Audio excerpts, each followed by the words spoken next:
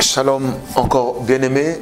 Ce matin ou cet après-midi, peu importe d'où vous nous suivez, je voudrais parler sur le chemin de la grandeur. Alors je voudrais dire à quelqu'un que nous sommes de ceux qui croient que la grandeur vient d'abord de Dieu. La grandeur ne vient pas des principes qu'on va vous enseigner dans une loge.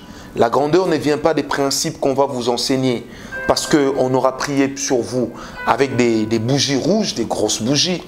La grandeur ne vient pas de cette poudre, mais nous croyons toutefois que la grandeur se démontre par la qualité de votre vie, par la position que devraient occuper les enfants de Dieu dans la société, par la qualité de votre famille, j'aimerais le dire, par votre niveau de vie. Genèse 12, verset 2, « Je rendrai ton nom grand ». Ma prière, c'est que Dieu te rende grand. Cette grandeur, on peut naître avec comme un caractère, mais on le manifestera d'un point de vue matériel, d'un point de vue spirituel, d'un point de vue physique, au fur et à mesure que nous serons en train d'avancer. C'est pourquoi la grandeur est un chemin.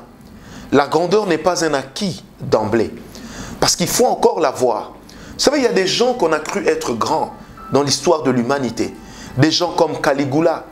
Il a été grand, ce César, mais qu'a-t-il fait? Il a été grand par la fonction, mais non grand par la tête, non grand par la qualité de la pensée, du raisonnement.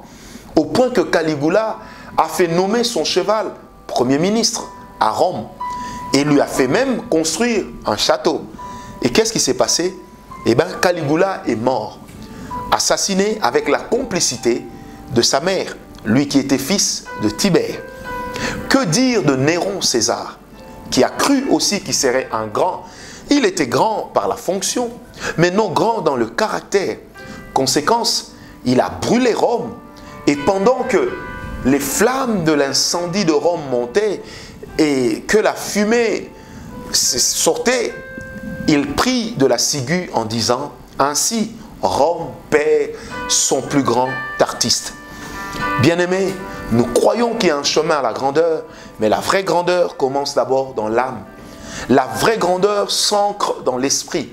Et on ne peut pas être d'une grande grandeur, permettez-moi cette expression, on ne peut pas être d'une grandeur lorsque on n'a pas l'esprit de Dieu, lorsqu'on ne marche pas avec Dieu comme il se doit. Votre grandeur doit être dépendante de Dieu. Le chemin de la grandeur, c'est un chemin qui est certes tout tracé, que vous découvrez dans la présence de Dieu.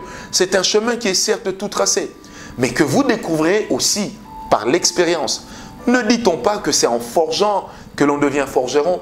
Eh bien, je voudrais dire à quelqu'un, ne dit-on pas non plus que c'est avec la première brique que l'on commence à hisser le plus grand monument? Tout commence par ce que les gens ne voient pas. La grandeur commence dans l'âme. La grandeur commence dans le cœur. On ne peut pas atteindre la grandeur, la manifester comme il se doit, sans qu'il n'y ait votre propre participation.